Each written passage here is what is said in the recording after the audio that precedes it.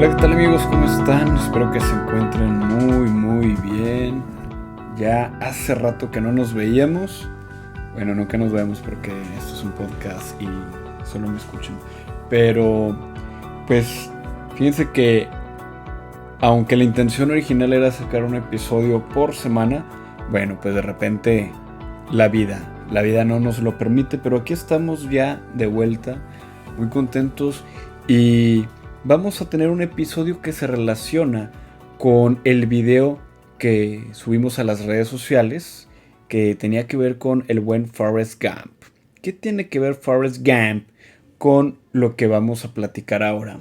Pues se trata de correr y hablábamos de una frase de el santo José María Escrivá de Balaguer que decía: ante la tentación hay que ser valientes y hay que huir de la tentación. Si nosotros pretendemos soberbiamente enfrentarnos a una tentación, ya estamos perdidos. Ya es una batalla perdida.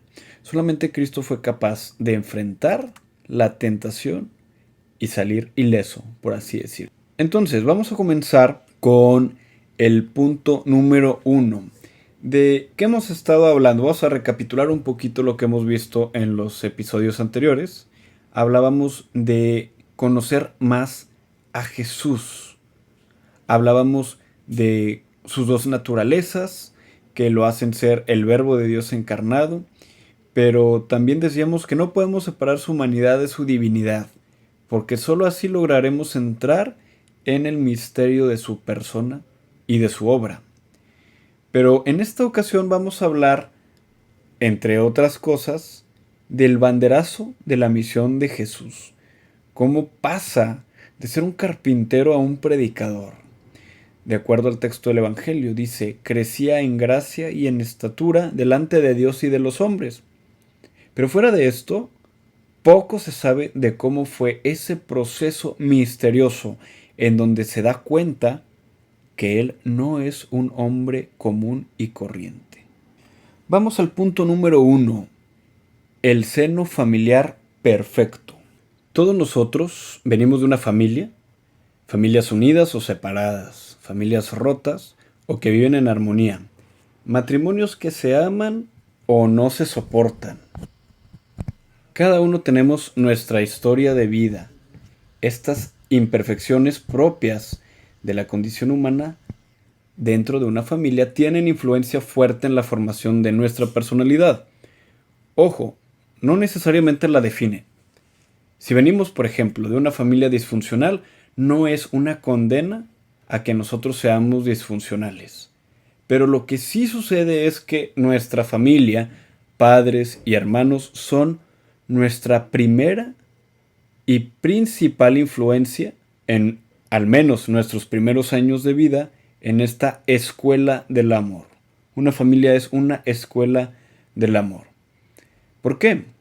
Porque es nuestro primer encuentro sensible con el amor, que es el de nuestros padres. Y al ser esta imperfecta, nosotros desarrollamos conductas, reacciones, comportamientos que aprendemos con el paso de los años en nuestro hogar. Y claro que hay otros factores, como nuestro temperamento, el entorno y la sociedad. Todo esto, de alguna manera, va creando o formando nuestra personalidad. Y de alguna manera estamos quebrados. Pero la gracia de Dios va ayudándonos a ir cerrando estas heridas que nos ayudan a no replicar comportamientos que causen heridas a nuestras futuras familias, en caso de ser esa nuestra vocación. ¿Qué tiene que ver todo esto? Pues que Jesús conoce el amor según lo que vivió con José y María. Un matrimonio célibe, pero no por eso inválido. Es importante entender esto, que su matrimonio era bendecido por Dios, real ante la sociedad. Eran una pareja en todos los niveles a excepción de la unión conyugal. Esto quiere decir que, como cualquier pareja de matrimonio, María y José fueron un equipo. Tomaban decisiones, enfrentaban problemas, se preocupaban el uno por el otro, por su hijo, platicaban, compartían sentimientos, reían, se querían, se amaban. No fue un matrimonio postizo, una guardería humana que se encargó de darle de comer al Hijo de Dios o darle un techo en donde vivir. José y María fueron su familia en toda la extensión de la palabra, la familia del Hijo de Dios. Pero ¿cuál es este gran factor diferencial? No es que solamente eran un matrimonio virginal, sino que fue una familia perfecta en el amor. La escuela de amor que tuvo Jesús fue intachable, dotada de un amor colmado de la gracia de Dios. Y es aquí donde Jesús aprende a amar. No vamos a entrar en la complicada situación de discutir si Jesús fue perfecto en el amor por sus padres o por su condición divina y qué tanto le atribuimos a una o a la otra. Pero lo que sí podemos saber es que Jesús se somete, aún con su naturaleza divina, a todos los procesos naturales propios del ser humano. Y esto incluye el ir descubriendo su misión poco a poco. Más adelante espero que podamos hablar con mayor profundidad sobre la familia sagrada. Por lo pronto veamos este punto que acabamos de compartir como la antesala del episodio de hoy. Punto número 2. Jesús es llamado. En los evangelios aparece más de 20 veces que Jesús se alejaba a orar. Es ahí en donde descubre esa unión íntima con el Padre Celestial. No se trata de que si Jesús necesitaba orar o no para descubrir su misión, pero al ser hombre y al ser el Hijo engendrado de Dios, podemos decir que era una necesidad vital para él estar a solas con su Abba, es decir, Padre. Y que en esta experiencia misteriosa, Jesús descubre en sí mismo al Cristo, al Mesías, al tan esperado por su nación Israel y tan esperado por toda la humanidad. Este proceso lento y paciente lo hizo permanecer oculto, entre comillas, en una aldea llamada Nazaret, trabajando en el oficio heredado por su padre José, una labor de alto rendimiento físico, que nada apuntaba a que Jesús el Nazareno fuera a ser un profeta o un predicador, mucho menos el Mesías. Sin embargo, llega la hora en el que emprende un viaje hacia el río Jordán para ser bautizado por su primo Juan. Punto número 3. El agua se convirtió en sed. Los evangelios relatan que Juan reconoce a Jesús cuando se para frente a él para ser bautizado.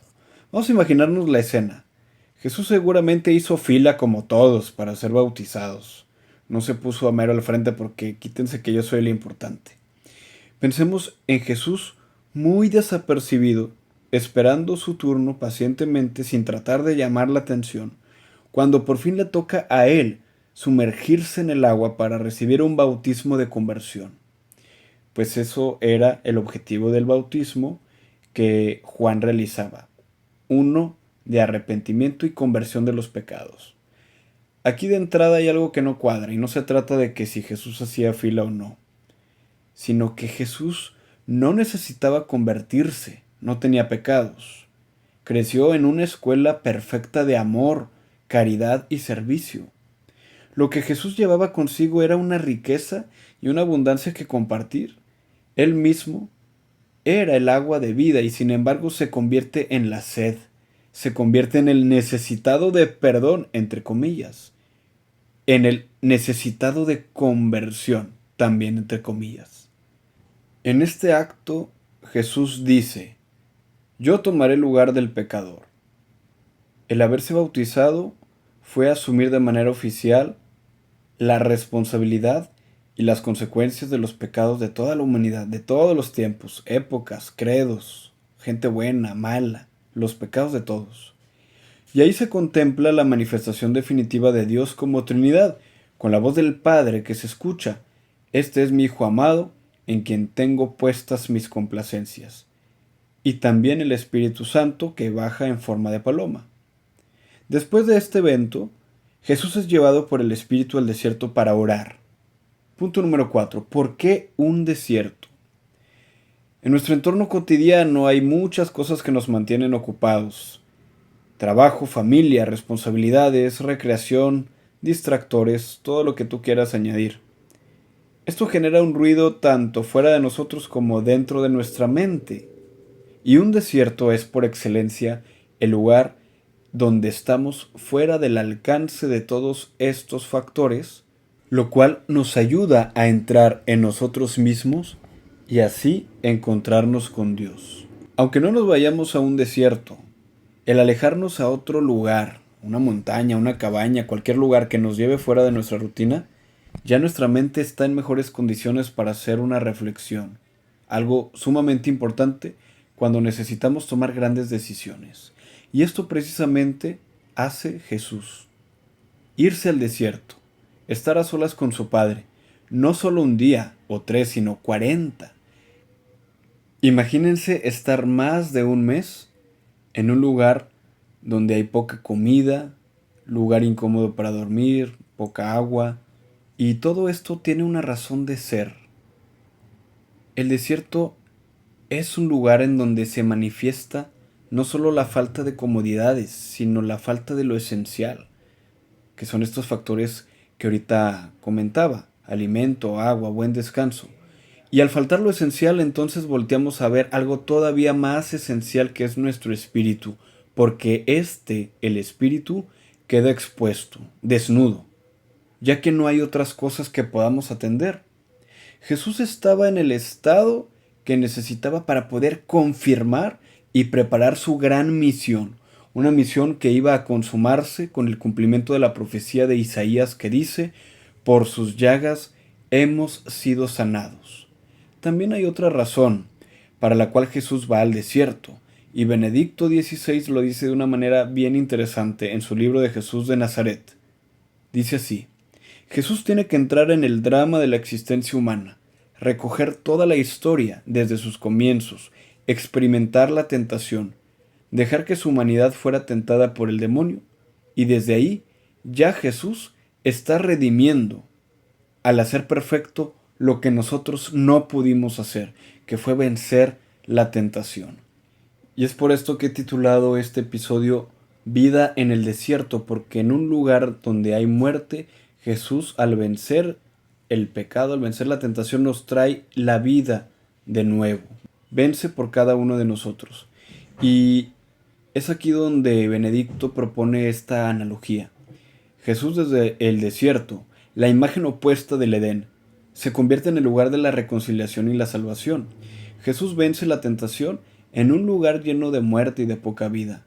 Cuando Adán, desde un lugar de abundancia y lleno de vida, cae en el pecado, y con el pecado la muerte en este mundo. Aquí se cumple lo que dice San Pablo en su carta a los Romanos: donde abundó el pecado, sobreabundó la gracia, en el capítulo 5 de esta carta. Pero antes de hablar de la victoria de Jesús sobre el pecado, hablemos del siguiente punto. Número 5. Las 3 tentaciones. Las 3 tentaciones abordan los 3 elementos por los cuales todos caemos, y hay una correlación de elementos que datan desde el Génesis. Estos 3 aspectos son el mundo, el demonio y la carne. Son los 3 elementos por los cuales caemos en el pecado. El mundo, en el Génesis, es representado por la manzana, el demonio por la serpiente, y la carne por el deseo que nace en el corazón de Eva y Adán de poseer la manzana con una falsa promesa de que aquel que la comiera sería igual a Dios. Hablar de la carne, hablar de ese deseo, es la condición humana, nuestros deseos que se desorientan. Y el demonio, vamos con la primera tentación. Le pide a Jesús: transforma las piedras en pan. ¿Qué significa esto? ¿Acaso es un pecado convertir una piedra en pan? Jesús le responde, no solo de pan vive el hombre, sino de toda palabra que sale de la boca de Dios. Y la verdadera tentación para Jesús radica en qué tipo de Mesías ser. ¿Qué no tendría que ser Jesús, el Salvador, que acabe con el hambre del mundo? ¿Cómo será un redentor si no atiende y resuelve primero las necesidades primarias del ser humano? Jesús sabe que su misión como redentor va mucho más allá de todo esto, y también tratando de traerlo al día de hoy. Esto sucede cuando pensamos y actuamos complaciendo los deseos del cuerpo por encima de lo que necesita el espíritu. Ciertamente el cuerpo tiene por un lado necesidades y por otro deseos. Pero cuando estos se anteponen por encima del Espíritu, es incluso ponerlos por encima de la voluntad de Dios, lo que Él desea para nosotros. Es decir, invertimos la jerarquía de la importancia de las cosas. Nos olvidamos de lo eterno por lo pasajero. Preferimos a estos dioses, entre comillas, de bronce, que sí podemos ver en el lugar del Dios que no podemos ver. Un Dios que a veces no percibimos y un Dios que a veces guarda silencio. Es un humanitarismo falso. Cuando decimos que hay que cumplir justicia, defender la dignidad del hombre, pero al margen de Dios. Hoy en día, Dios, en muchos sectores, ya no tiene señorío sobre lo que está bien o lo que está mal. Está muy relativizado. Y esto nos hace perder la brújula fácilmente. Nos hace buscar convertir piedras en pan, antes de querer alimentarnos de lo que sale de la boca de Dios. Hablemos ahora de la segunda tentación. El demonio le dice a Jesús: si tú eres el Hijo de Dios, tírate desde aquí, porque está escrito que Dios no dejará que tropieces con ninguna piedra, y mandará a los ángeles a servirte. Fíjense bien, el diablo está citando la Escritura, se presenta como un teólogo, y desde ahí argumenta y trata de convencerlo. La palabra de Dios puede usarse para malinterpretarse y para lastimar. Y no solo eso, el demonio le dice: si eres el Hijo de Dios, demuéstralo. Aquí radica el núcleo de esta tentación. Y en nuestros días, esa tentación es decirle a Dios: a ver, Dios, ¿de verdad eres bueno? ¿De verdad estás conmigo? ¿Es cierto que todo lo puedes? A ver, entonces demuéstramelo. Concédeme lo que te estoy pidiendo. Ponemos nosotros también a prueba a Dios, como los judíos en el día de Masá en el desierto, que se quejan con Moisés porque tenían sed y le dicen: a ver, dinos, Moisés, ¿está Dios o no está con nosotros? A pesar de que poco tiempo atrás ese mismo Dios los había liberado del pueblo de Egipto y que vieron la grandiosa hazaña de ver al Mar Rojo partirse en dos para que ellos pudieran pasar libremente, para que cuando el ejército egipcio pasara por ahí, los mares se vieran cerrarse y estos morir ahogados. Habían visto el poder de Dios, pero aún así dudaban y querían pruebas de parte de Dios, que Dios les demostrara que estaba con ellos. Esta es la tentación de querer demostrar al mundo. Esta es la tentación que el diablo le propone a Jesús, que le demuestre al mundo quién es de verdad, que no escatime para usar su poder. Pero de la misma forma, sabemos que Jesús venía a establecer un reino distinto, un reino que no es de este mundo, un reino sustentado en el amor, la caridad, el servicio. Aquí no cabe el querer demostrar el poder para dominar a los demás. Jesús sabía muy bien que su poder lo iba a utilizar para manifestar la gloria de Dios y para servir a su prójimo, de manera particular a los más marginados de su época. La tercera tentación del demonio es la más descarada, porque le dice a Jesús: te voy a dar todos los reinos de este mundo si te postras ante mí y me adoras. A lo cual Jesús responde: apártate de mí, Satanás, porque está escrito: adorarás al Señor tu Dios y solamente a Él le servirás. Al decir esto, el diablo se alejó. Esta tentación sigue apareciendo hoy en día cuando sustituimos a Dios, al lugar que le corresponde a Él, por cosas que no son capaces de saciar los deseos más profundos de nuestro corazón. Y no se trata de que las cosas materiales sean malas. El problema es que en lugar de verlos como medios, los vemos como un fin en sí mismas. Y ahora que ya hemos platicado de las tres tentaciones, se pueden resumir en tres palabras, en donde pueden acomodarse todos los pecados: el placer, el poder y el tener. Son los tres aspectos que pueden corromper al hombre y alejarnos no solo de Dios, sino del auténtico camino para la felicidad. Punto número 6. Nosotros ante las tentaciones. Como dice San José María Escrivá de Balaguer, ante las tentaciones debemos huir, pero correr como Forrest Gump no es suficiente para ganar cada batalla que se nos presente, se necesita de mucho más. Y esto es precisamente lo que necesitamos tomar en cuenta. Estamos en una batalla espiritual. Y si no asumimos que estamos en una guerra, tarde o temprano vamos a ser vencidos. Si estuviéramos en un campo de guerra y no tomamos nuestras armas y no nos cuidamos del enemigo, nos va a caer una bala de cualquier lado, aunque sea una bala perdida. Entonces, San Pablo al final de su carta a los Efesios nos propone esta idea de una armadura espiritual que nos va a permitir salir vencedores. Se las voy a compartir. Dice así: por último, fortalézcanse con el gran poder del Señor. Pónganse toda la armadura de Dios para que puedan hacer frente a las artimañas del diablo, porque nuestra lucha no es contra seres humanos, sino contra poderes, contra autoridades, contra potestades que dominan este mundo de tinieblas, contra fuerzas espirituales malignas en las regiones celestiales. Por lo tanto, pónganse toda la armadura de Dios, para que cuando llegue el día malo puedan resistir hasta el fin con firmeza.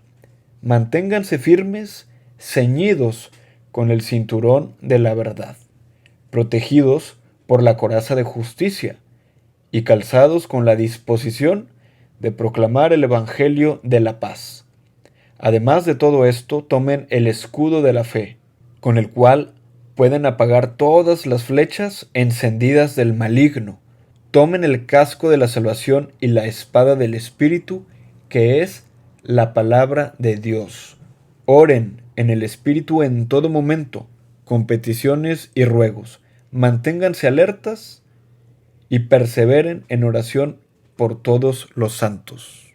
En este pasaje, San Pablo nos da una cátedra de muchísimas cosas que debemos de considerar en esta batalla. Elementos que vamos a ir platicando uno por uno en el siguiente capítulo. Por lo pronto, ya se nos ha terminado el tiempo, entonces espérenos para que podamos entender un poquito más y profundizar sobre esta armadura espiritual que San Pablo nos propone. Se trata de ser una verdadera estrategia para salir vencedores. Y pues bueno, muchas gracias por acompañarme. Les recuerdo, la cuenta de Instagram es no podemos callar_podcast para que nos sigan por ahí. Y bueno, pues tengan una excelente semana. Nos vemos en el siguiente episodio.